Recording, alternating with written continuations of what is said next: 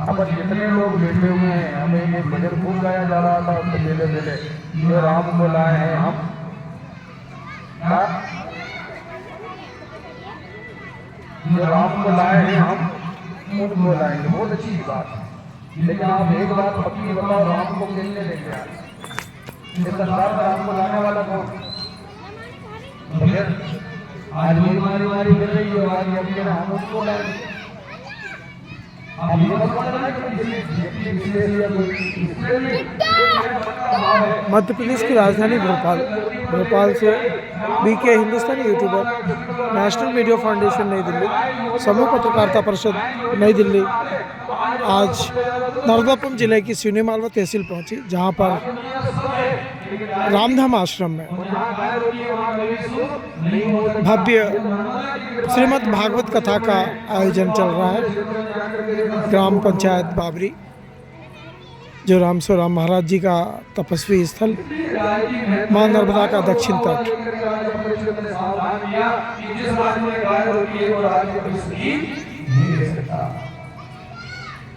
आज दुनिया के सब हो रहे, तमाम ये भागवत तमाम चीजें बड़े हो रहे हैं, लेकिन गाय की तरफ शिकार है।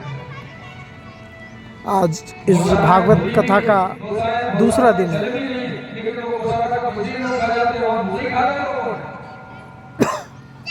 कल कुछ जिलों में लोकसभा के चुनाव होने के कारण हमारी पूरी टीम उस चुनाव की व्यवस्थाओं को देखने के लिए गई हुई थी, इसीलिए हम क्षमा याचना चाहते हैं अपने सब्सक्राइबरों से कि हम उन्हें इस भागवत के दूसरे दिन का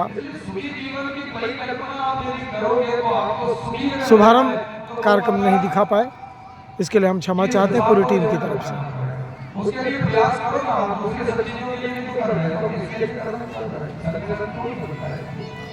और अगर मान लो कहीं चल भी रहा है तो परीक्षण क्यों नहीं होता?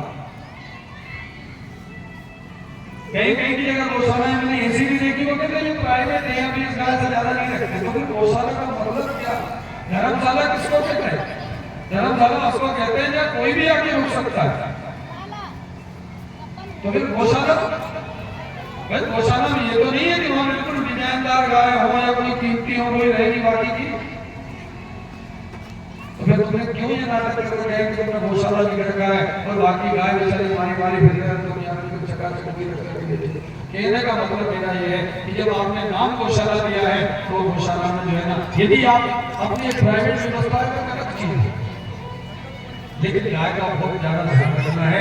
गाय को लेकर के परीक्षित महाराज ने कलयुग को सावधान किया और कलयुग को मारने के लिए तत्पर हो गए। उसी समय वो शरण में आया और इनको एक बात याद आ गई, शरण में आए हुए किसी ने रक्षा करनी है। तब कलयुग से कहा कि भैया तू मेरी शरण में आ गया, इसलिए प्राण को तेरे नहीं लूंगा, लेकिन हाँ तू मेरी नजरों से मेरे राज्य से दूर हो जा। उसने कहा महाराज कहाँ जाऊंगा? सब जगह तो तुमको मारेगा, सब जगह तो तुम ही। परीक्षित ने कहा कि मैं ऐसे व्यक्ति को अपने राज्य में रहने भी नहीं दूंगा जिसमें जो गाय को मारे, जो गाय को रोने पर मजबूर कर दे, जो धर्म रूपी भेद को मारे। तब उस कलयुग ने जो कहा ना, उसके कारण परीक्षित ने कलयुग को यहाँ रहने दिया। कलयुग ने कहा महाराज मेरे में सब अवगुण है लेकिन एक गुण है, और वो गुण क्या?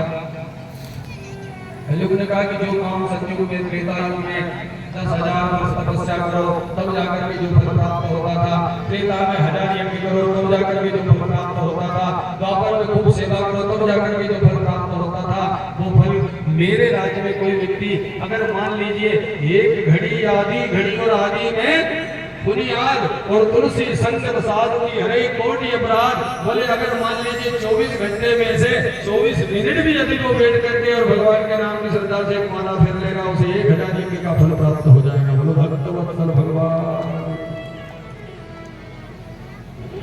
इसलिए राजा परीक्षित ने सोचा ये तो बहुत ही जोरदार सोला है। अरे कौन 10,000 वर्ष तक तपस्या करेगा, कौन 1000 यज्ञ करेगा? इसलिए एक काम करना चाहिए, इस व्यक्ति को रख लेना चाहिए। क्यों?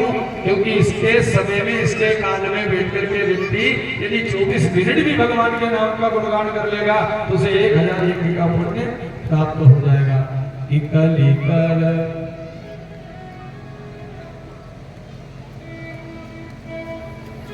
ये कलयुग जो है ना, इतना सुंदर युग है। कलिकर एक पुनीत प्रतापा और मानस पुण्य हो ही नहीं। कलयुग समयुग आन नहीं और जो नर कर विश्वास और गाय राम गुण गण विमल और भव कर भी नहीं प्रयास। इसलिए कलयुग को रख दिया गया। कलयुग को 4 जगह दे दी। द्यूतम पानम स्त्रियः सोना यथा धर्मश्चतुर्विधः। 4 जगह देने के बाद भी संतुष्टि नहीं हुई तो 5वीं जगह दे दी सोना। क्या दे दिया? अब सोने में भी कलयुग का वास है। अच्छा, जो सोते ही रहता है, सोने का मतलब समझते हो?